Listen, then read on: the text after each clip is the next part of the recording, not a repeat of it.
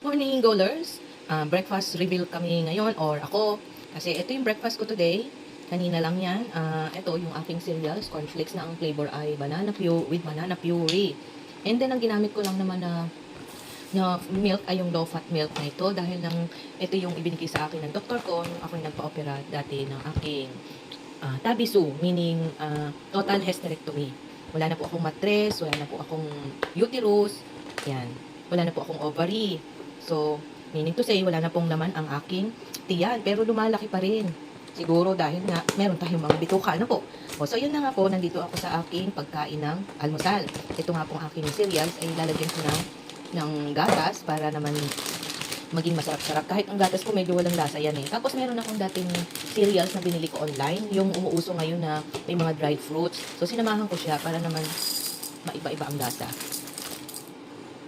Itong banana cornflakes ng Kellogg's talagang may lasang tamis na siya kasi nakalagay dito ay with banana puree. So hindi ka na mamumroblema kung ang iyong gagamiting milk ay merong low fat milk. Kasi di ba yung low fat milk na light ay wala siyang masyadong tamis or wala ka masyadong malalasahang alam mo yung malinamnam na gatas. So yun. So ito, kung itong yung kakainin yung banana cornflakes na with banana puree, no need na ng asukal kasi matamis na siya. Dried. Yun yung ano ko dito sa aking kinakain almusal. Yun nga lang, ito, ako mahilig kasi ako sa kape. Gusto ko sa umaga may kape ako. Pero itong kape ko, no sugar ito. Since nag-elevate ang sugar ko, pero hindi naman po ganun kataas, nasa 117, 128. Ganyan lang yung last, ko kasi 128 eh. Ay yung last FBS ko sa blood count ko. So ito, iniinom ko yung no sugar. Kaya maganda sa akin dahil alam ko na hindi makakataas ng sugar ko kahit na ako ay uminom lagi ng coffee. So, ito na nga, nagtitimpla na tayo ng coffee at kakain na. Kaya, tayo nang mag-almusal. Ano po ba ang inyong almusal ngayon? Siguro, masarap ang mga almusal nyo. Alam nyo, dati po ako, ang mga almusal ko ay hotdog, tocino, bacon, tapos yung mga meatloaf. Paborito ko kasi yan. Tapos tuyo, sinangag.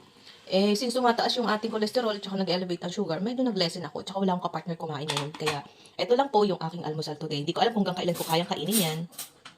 Alam mo, tayo mga nagdadaya, tayo mga nag-exercise, sa una lang tayo minsan ganado sa mga pagkain, mga ganyan. Pero syempre habang tumatagal, nauumay din tayo, di ba? Kaya kailangan humanap tayo ng alternative para tayo ay hindi maumay. Kaya kailangan, iba-ibahin natin ang ating kakainin. Kasi kailangan natin gawin yun para yung goal natin ay magawa natin. So ako, ang aking mga ginawa ngayon, yan ang aking almusal. So maraming salamat sa mumuling pagkikita. Thank you, bye-bye.